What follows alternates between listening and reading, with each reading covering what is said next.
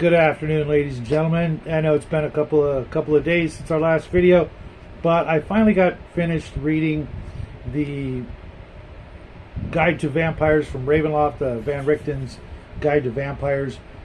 Special shout out to our good friend Mark from Mark's Genre Mixer, who provided me with the PDF so that I didn't have to drop like 35 bucks to pick it up this time of year. As you guys know, not the right time to be trying to pick up those rare out-of-print books, because you will pay the premium. But you know, as I said earlier with the Guide to the Liches, I wanted to read the vampire book first because it came out first, as far as I can tell, you know, in print order. It was the first guide, and wow, what a book. I absolutely love these Van Richten's guides so far. The way they pull you in, I got so much enjoyment out of reading it, as if it was just a novel, so to speak, as opposed to, you know, actual information and text or stats and rules and what have you for Dungeons and Dragons, whether you use it for second edition as it was intended, or try to, you know, backwards compatibility type of thing, you know, using it for first edition, which is, as we all know, the superior version of Dungeons and Dragons. Well, everybody knows that, but it was just absolutely perfect. Everything about it, all the different nuances, the way they show vampires at different age categories, kind of like dragons, as they should be, because the older the vampire, the more powerful it's going to get, with just a slew of different takes on the traditional vampire, and different, you know, abilities, and the way they can progress and get stronger, and all the, you know, the not just the traditional abilities of vampires, but some new things that would easily fit in for a vampire to have, especially after, you know, being a vampire for a couple hundred years. They're going to evolve and grow and learn from their mistakes, and, you know, the strategies that it gives for keeping your vampire alive, instead of, you know, having it get staked or something like that early on in the campaign. Just great ways to keep the vampire and his minions coming after the party, game after game after game, until that final showdown. It had a good number of I want to say not just abilities, but there's some new magic in there as well, which, you know, any vampire worth its salt should be a spellcaster. I mean, he's going to have to go after a party of 3, 5, 7, maybe even a dozen PCs, characters, and their henchmen, and all that. Even with a, you know, a small horde of vampires or wolves or bats or something like that, he or she, the vampire, is going to need some oomph, some, you know, some way to keep the players at bay, and to keep being able to come back, whether it's turning into a bat and escaping, turning into mist and escaping, or better yet, using a good old-fashioned teleport spell. Boom, you have no idea where he is now. Maybe he went back to the crypt to regenerate, or maybe he went into town to make some more vampires while you're rummaging around through his drawers and what have you. He or she could be, you know, tearing your base of operation to shreds, making new vampires, restocking his minions, or taking prisoners, captives, that sort of thing. All kinds of great stuff.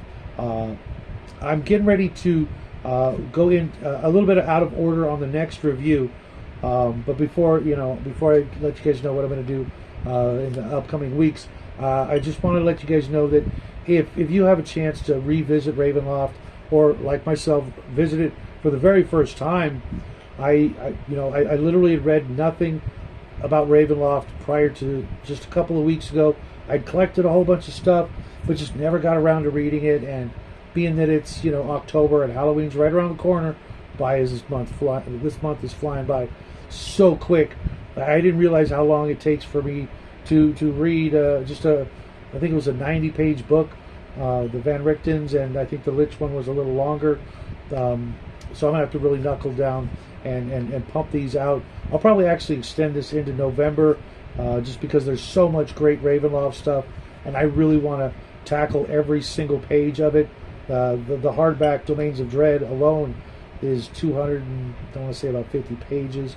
The Forbidden Lore box set will be coming up, but tomorrow I will be reviewing Dead God Excavations and La Basse Chartreuse, a Venger Satanis short double adventure, which I actually really dig that idea, throwing more than just one in here. And mind you, it was only, I want to say like 25 pages, but it's chock full of Venger greatness. And I'll be reviewing that tomorrow. But in the meantime, I will be starting to read the module that I've wanted to read since I first saw it. I'm sure some of you can guess why. It's called Ship of Horror by, they never put the author's name on the front. They really should, don't you think?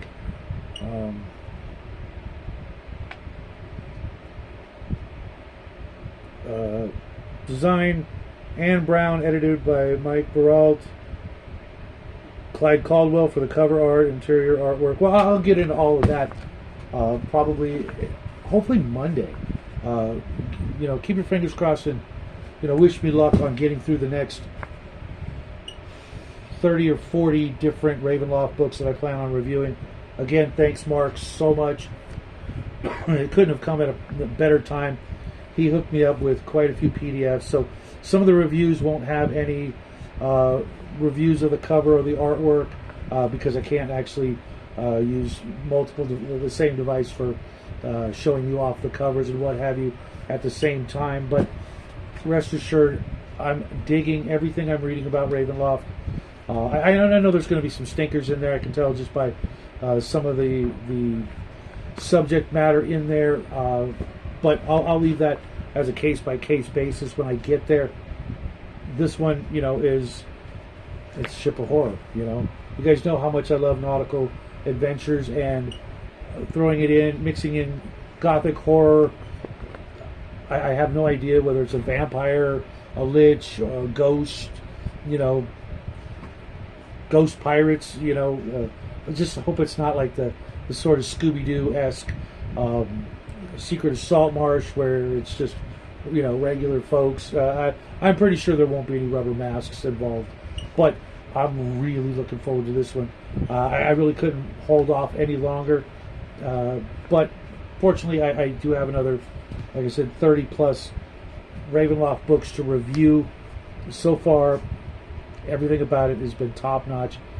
If you guys are fans of Ravenloft, you know, let's maybe start a conversation in the comment section, or, you know, hit me up on Discord. I just started my Discord server in earnest just a couple of days ago. If you didn't receive an invite, you know, let me know, or, you know, do the friend request on Discord and we'll get you hooked up, because I'll be using that to run my nautical campaign after the first of the year, and you know, uploading, you know, more images and photos and other discussions on Discord.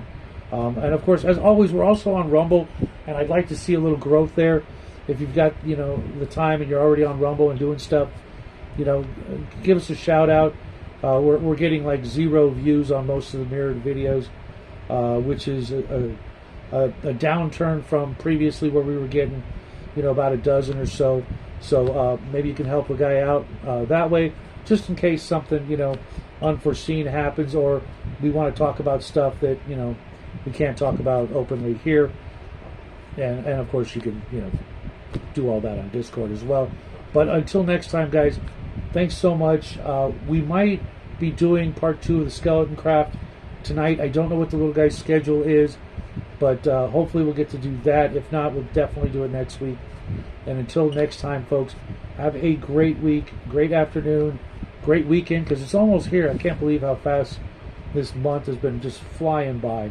And, you know, as always, guys, happy trails.